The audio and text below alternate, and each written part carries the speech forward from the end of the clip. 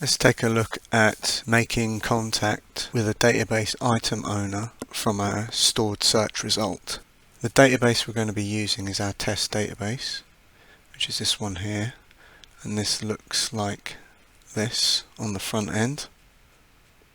So what we're going to do is we're going to change our email contact settings to allow contact from other users related to a stored search result only.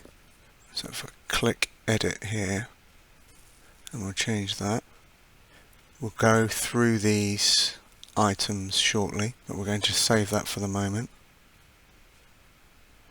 In another browser, I've logged in to our app using my email address, and right now I can do generic searches, and I can open those. But right now I cannot make contact with the person who has entered this item.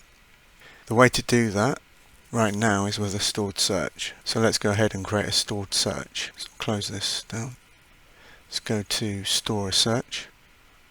And we're going to do tennis, and we're going to submit. So right now we should be able to make contact with whoever has added any of these items. So let's do that. And then we go, we've got the make contact button.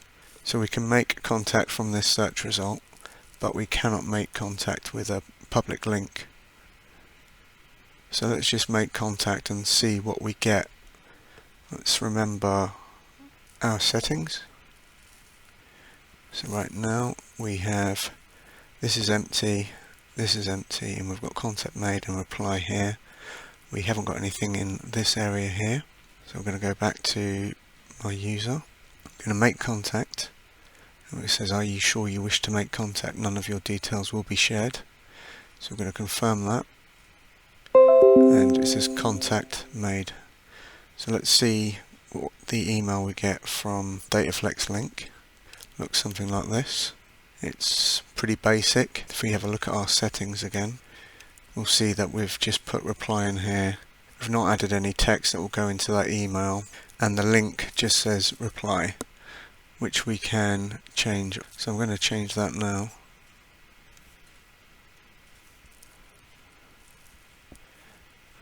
Someone would like to chat with you about, and here we're going to put something which is more appropriate to the context of our test database.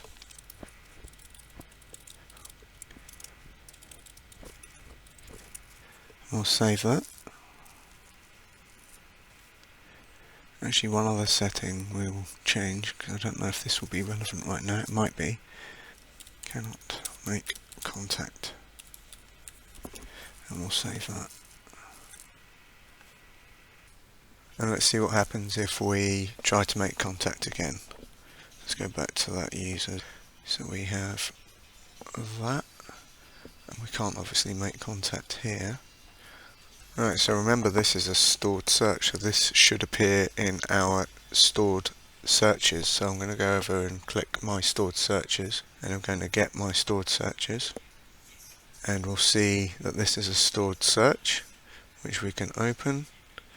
And we're going to click the edit button. The edit button gets us a private view of our stored search. So this is the search that we've made, and we can get the items which match this search. So again, we can click on this, and it gives us the ability to make contact again. I believe we might get an error here because we've already made contact with this user and we haven't had a response yet. So let's click, see what happens. Confirm. Contact failed, cannot make contact. Now if we go back to our settings and we go up to the email contact settings, we've said cannot make contact. Now the reason why we cannot make contact is to do with our spam protection. So we haven't set this up, and the system believes that we've already made contact and it won't allow any kind of follow-up. So I'm just going to change this and see if that changes our behavior. So let's edit the settings. So we'll say one follow-up is allowed, and the time between follow-ups we'll say, let's just say 1 minute, and we'll save that. So if we attempt to make contact again, so this is our other user, it should make contact and we should see a different email sent to the owner of this database item. There we go, contact has been made. Let's have a look at the email. So this is the first email we received, and with the changes we've made, we've now got something a bit more relevant to what we're trying to achieve. Someone would like to chat with you about this entry. Reply to this message from the test database app. We'll go through messaging between users in another video, and also we'll look more in detail at spam protection.